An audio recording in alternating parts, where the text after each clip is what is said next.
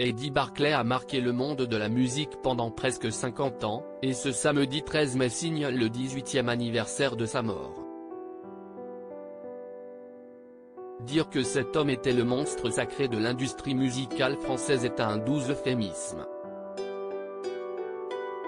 Brel, Hugo Frey, Henri Salvador, Nicoletta, Léo Ferré, Aznavour, Eddie Mitchell, Dalida, Daniel Balavoine, Nino Ferrer, Jean Ferrat, tous sont passés entre les mains d'Eddie Barclay.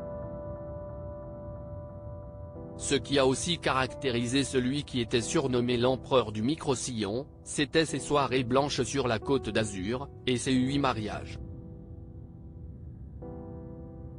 Si est-il lors de sa 3e union avec Marie-Christine Steinberg qu'il a eu son seul enfant, Guillaume. Mais que devient-il?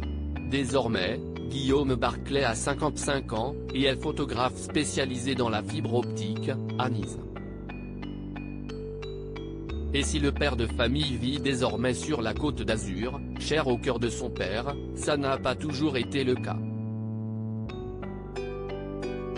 En effet, le fils d'Eddie Barclay a vécu la majeure partie de sa vie à Paris.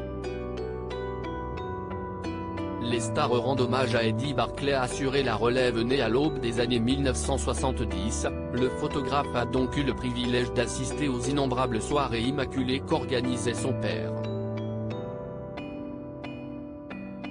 Mais pour y entrer, le jeune Guillaume devait mettre la main à la pâte. J'ai surtout vécu celle des années 1980. Qui étaient les plus sélectes, avec tous les copains.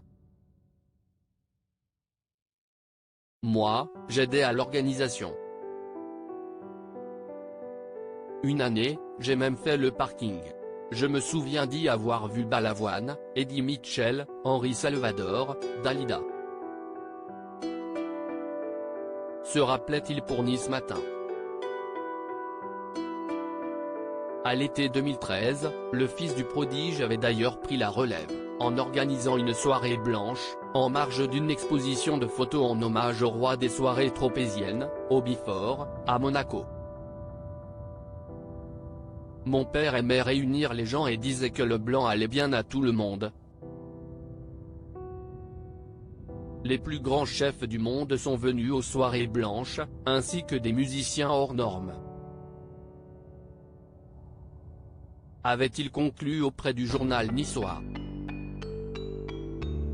Si est pour cette raison, qu'un triste 13 mai 2005, amis, famille et une pléthore de stars avaient rendu un dernier hommage à l'empereur du micro-sillon, en accompagnant son cercueil, tout de blanc vêtu.